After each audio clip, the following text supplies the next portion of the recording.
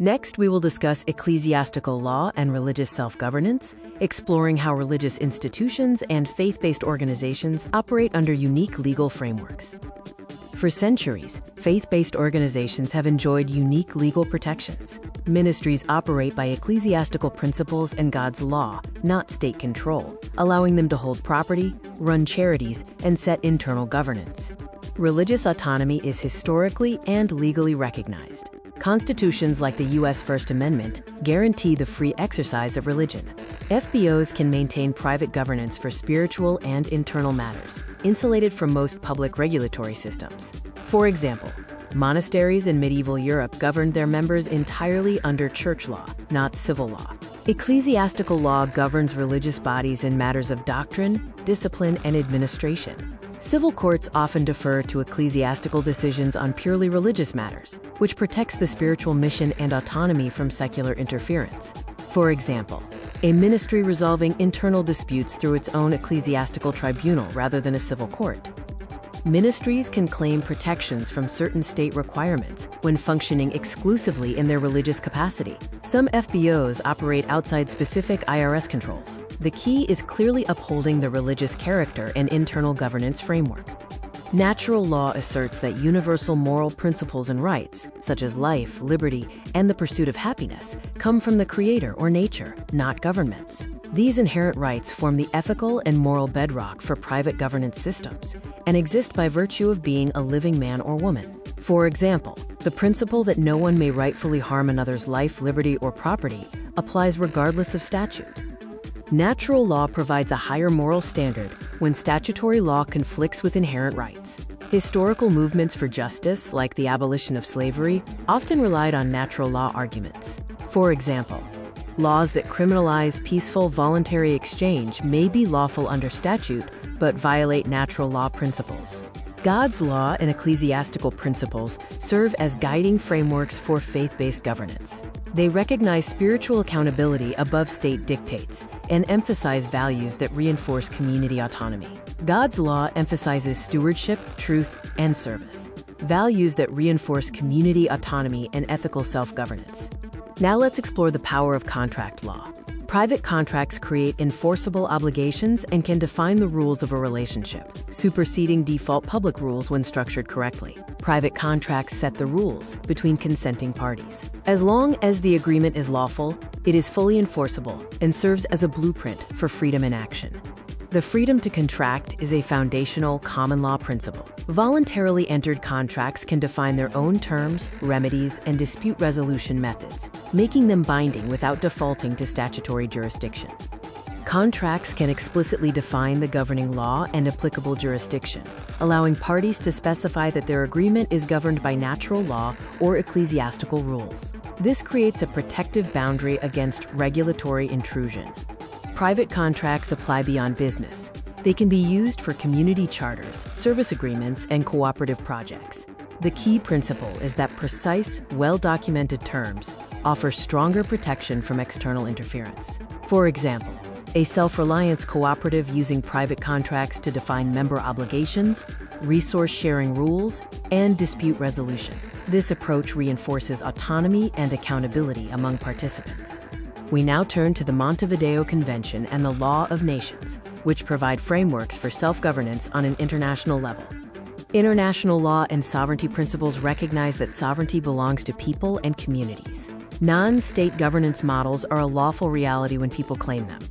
The Montevideo Convention on the Rights and Duties of States of 1933 outlines 4 criteria for a self-governing entity: population, territory, government, and capacity to enter into relations with other states. These principles can apply to smaller-scale self-governance models. For example, indigenous nations and autonomous zones can meet many of these benchmarks without being traditional nation-states. International law recognizes natural sovereignty as the inherent right of a community to govern itself. This principle of self-determination is affirmed by documents like the United Nations Charter. For example, certain indigenous tribes in the U.S. exercise limited sovereign rights through treaties, independent courts, and governance systems. History provides examples of non-state governance, such as the Hanseatic League and medieval free cities, which operated successfully outside centralized state control based on mutual agreements and shared principles. Moving forward, we will review the steps necessary for transitioning toward private jurisdiction self-governance. It is important to approach this transition gradually and with informed planning. The implementation roadmap involves assessing your needs, choosing a model, drafting documents, setting up dispute resolution, and educating members. These are crucial steps for turning theory into practice. The first step is to assess needs and exposure. Identify freedoms, rights, or assets at risk under current public jurisdiction, and map out dependencies on government systems to see where independence is possible. For example, a homeschooling group may identify exposure in education regulations and want to move under a private membership framework.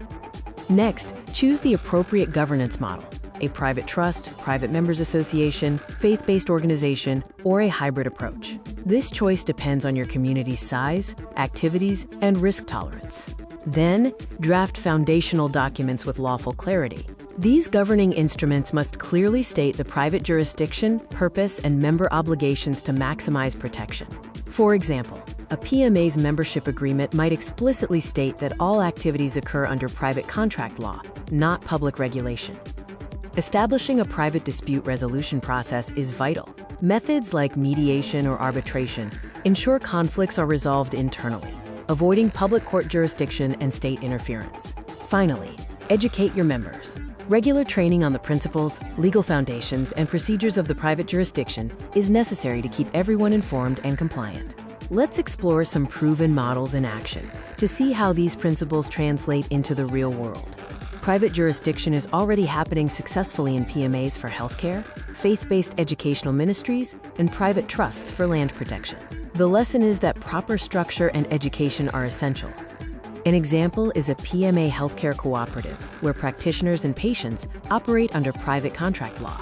This allows practitioners to avoid many public licensing constraints and members to access alternative treatments. Another case study is the faith-based school ministry, structured as an unincorporated ministry operating under ecclesiastical law.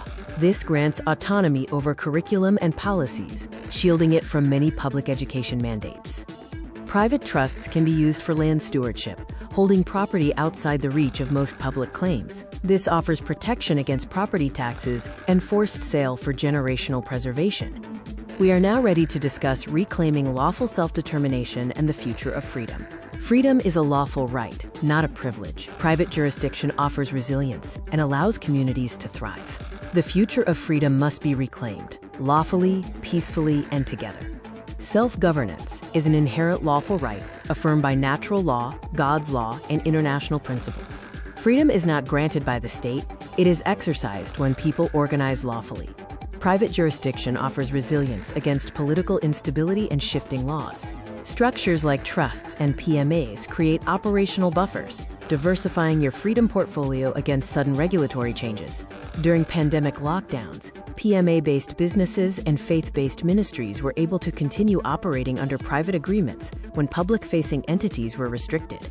Community-based governance strengthens independence by creating strong support networks and reducing reliance on centralized authority. Freedom is best defended collectively through robust private governance models. We encourage you to take actionable steps toward private jurisdiction today. Act now by asking about the Family Self-Governance System consultation and document package. Join the community to strengthen your path and start your governance plan today. The time for building starts now. This video was presented by the Family Self-Governance Group.